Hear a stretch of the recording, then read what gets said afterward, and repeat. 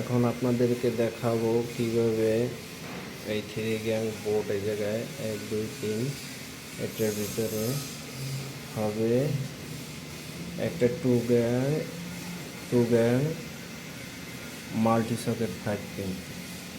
তাহলে এটা কীভাবে কানেকশন করব সেটা এখন দেখাবো। এই জায়গায় এই যে পয়েন্ট আছে কয়টা, 4টে লাল তার আছে, 4টে পয়েন্টের জন্য 4টে পয়েন্ট।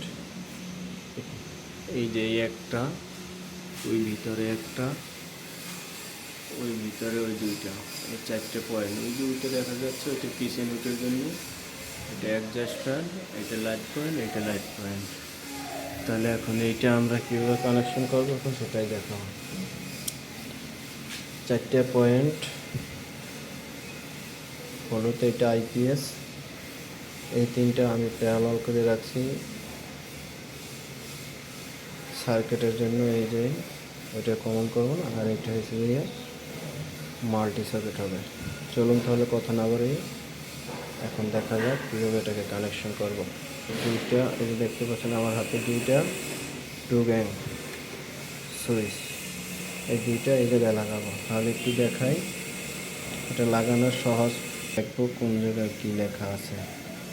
সুইচের এই প্রান্তে লেখা আছে, এই যে যদি একটু দেখাতে চাই,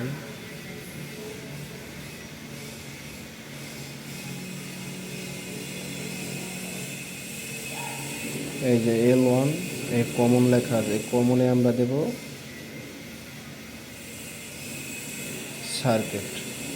এই কমনে আমরা ডাইরেক্ট সার্কিট দেব, আর এই লনে দেব আমরা পয়েন্টের তার। এখন আমি আপনাদেরকে দেখাইতেছি, দেখতে থাকুন। এই যে আমার কানেকশন শেষ। এই যে এটা আইপিএসের তার সবসময় আলাদাভাবে দিতে হবে। এই যে মাল্টি সকেটটা এটা কানেকশন হয়েছে, এই এল, এই আর্থিং, আর এই যে এন নিউটন। এই যে আমরা 3টা টার্মিনালে 3টে দিয়ে দিছি, আমাদের কানেকশন হয়ে গেছে। এই যে তাহলে আমরা এখানে 2টা 2 গ্যাং আর একটা মাল্টি সকেট কানেকশন করলাম।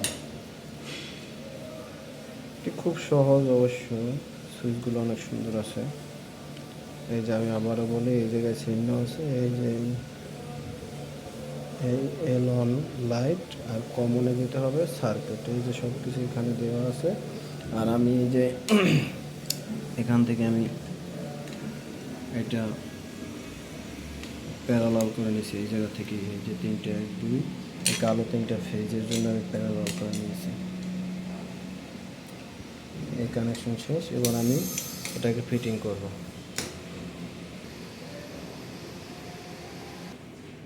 ফিটিং শেষ।